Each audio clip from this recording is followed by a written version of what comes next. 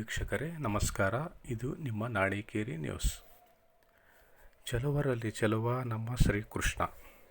ಕೃಷ್ಣಂ ಒಂದೇ ಜಗದ್ಗುರುಂ. ವಿಷ್ಣು ಶ್ರೀಕೃಷ್ಣನಾಗಿ ಭೂಮಿಯ ಮೇಲೆ ಅವತರಿಸಿದ ಶುಭ ದಿನ ಎಂದೇ ನಂಬಲಾಗುವ ಶ್ರೀಕೃಷ್ಣ ಜನ್ಮಾಷ್ಟಮಿಯನ್ನು ಶ್ರದ್ಧಾ ಭಕ್ತಿಗಳಿಂದ ಆಚರಿಸಲಾಗಿದೆ. ಕೃಷ್ಣಾಷ್ಟಮಿ ಭಾರತದಲ್ಲಿ ಆಚರಿಸಲ್ಪಡುವ ಪ್ರಮುಖ ಹಬ್ಬ. ಕೃಷ್ಣ ಹುಟ್ಟಿದ ದಿನವನ್ನು ಕೃಷ್ಣಾಷ್ಟಮಿ ಅಥವಾ ಗೋಕುಲಾಷ್ಟಮಿ ಎನ್ನಲಾಗುತ್ತಿದೆ. ಎಲ್ಲೆಡೆ ಇದನ್ನು ಅತ್ಯಂತ ವೈಭವದಿಂದ ಆಚರಿಸಲಾಗಿದೆ. ವಿಜಯನಗರ ಜಿಲ್ಲೆಯ ತಿಮ್ಮಲಾಪುರ ಗ್ರಾಮದ ಶ್ರೀ ವೇಣುಗೋಪಾಲನ ದೇವಸ್ಥಾನದಲ್ಲಿ ಪೂಜಾ ಕೈಂಕರ್ಯಗಳು, ರಥೋತ್ಸವ ನಡೆಯಿತು. ವಿವಿಧ ಶಾಲೆಗಳಲ್ಲಿ ಮಕ್ಕಳು ರಾಧೆ ಕೃಷ್ಣಯ್ಯರಾಗಿ ಗಮನ ಸೆಳೆದರು.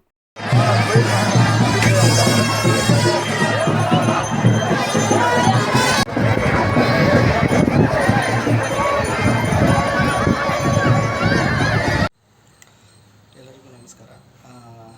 ರಾಷ್ಟ್ರೀಯ ಹೆದ್ದಾರಿ 50ರ ಸನಿಹದಲ್ಲಿರುವ ಮರಮನೆಯಿಂದ ಕೇವಲ 10 ಕಿಲೋಮೀಟರ್ ದೂರದಲ್ಲಿರುವಂಥ ತಿಮ್ಮಲಾಪುರ ಗ್ರಾಮ ವಿಜಯನಗರದ ಇದು ಕೊನೆಯ ಅರಸರ ಕಾಲಘಟ್ಟದಲ್ಲಿ ನಿರ್ಮಾಣವಾದಂಥ ಒಂದು ದೇವಸ್ಥಾನ. ಇದು ಮೂಲತಃ ಒಂದು ಅಗ್ರಹಾರವಾಗಿದ್ದರೂ ಕೂಡ ಇಂದು ಇದು ನಿರ್ಲಕ್ಷ್ಯಕ್ಕೆ ಒಳಗಾಗಿ ಪ್ರವಾಸಿಗರಿಗೆ ಕಣ್ಮರೆಯಾಗಿ ಕಾಣ್ತಾ ಇದೆ. ಯಾಕಂದರೆ ರಾಷ್ಟ್ರೀಯ ಹೆದ್ದಾರಿ ಪಕ್ಕದಲ್ಲಿ ಇದ್ದರೂ ಕೂಡ ಜನಗಳಿಗೆ ಇದು ಗೊತ್ತಾಗ್ತಿಲ್ಲ ಅಂತಂದರೆ ಇದು ನಮ್ಮ ದುರ್ದೈವ ಅಂತಲೇ ಹೇಳ್ಬೋದು. ಇಲ್ಲಿ ಗೋಪಾಲಕೃಷ್ಣ ದೇವಸ್ಥಾನ ಇರ್ಬೋದು, ತ್ರಿಕೂಟೇಶ್ವರ ದೇವಾಲಯ ಇದೆ, ಈಗಲೂ ಕೂಡ ತುಂಬ ಸುಂದರವಾಗಿದೆ. ಇದನ್ನು ನಮ್ಮ ನಾಡಿನ ಜನತೆಗೆ ಪ್ರವಾಸ ತಾಣವಾಗಿ ಅಭಿವೃದ್ಧಿಪಡಿಸಿದರೆ ಇಲ್ಲಿ ಭಾಳಷ್ಟು ಜನರಿಗೆ ಹಂಪಿಯಿಂದ ಬಂದು ಹೋಗುವಂಥವರಿಗೆ ಅವಕಾಶವಾಗುತ್ತೆ.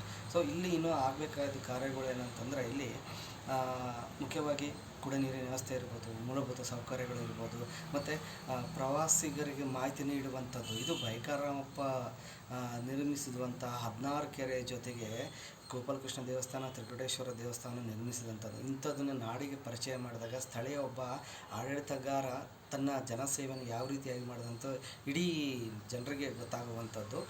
ಹಾಗೆಯೇ ಸರ್ಕಾರ ಮತ್ತು ನಮ್ಮ ಶಾಸಕರು, ಸಂಸದರು, ಜಿಲ್ಲಾಧಿಕಾರಿಗಳು ಮತ್ತು ಸ್ಥಳೀಯ ಆಡಳಿತರು ಹೆಚ್ಚಾಗಿ ಇಲ್ಲಿ ಗಮನ ಹರಿಸಿದರೆ ಖಂಡಿತವಾಗಿ ಅತ್ಯುತ್ತಮವಾದ ಒಂದು ತಾಣವಾಗುತ್ತೆ ಅಂತ ಹೇಳ್ಬೋದು. ಹಾಗೆಯೇ ಇಲ್ಲಿ ಪ್ರತಿ ವರ್ಷ ಕೂಡ ತಿಮ್ಮಲಾಪುರ ಉತ್ಸವ ಮಾಡಬೇಕಂತ ಸ್ಥಳೀಯರ ಒಂದು ಅಪೇಕ್ಷೆ ಆಗಿತ್ತು. ಆದರೆ ಯಾವ ಪ್ರತಿನಿಧಿ ಕೂಡ ಇದನ್ನು ಹಂಪಿ ಉತ್ಸವ ಥರ ಚಿಕ್ಕದಾಗಿ ಆದರೂ ಕೂಡ ತಿಮ್ಮಲಾಪುರ ಉತ್ಸವ ಅಂತ ಮಾಡಿದ್ರೆ ನಾಡಿನ ಜನತೆಗೆ, ದೇಶ ವಿದೇಶದ ಜನರಿಗೆ ಇದೊಂದು ಒಂದು ಹಳೆ ಕಾಲದ ಪುರಾತನ ಕಾಲದ ದೇವಸ್ಥಾನ ಜನರಿಗೆ ಗೊತ್ತಾಗ್ತದೆ.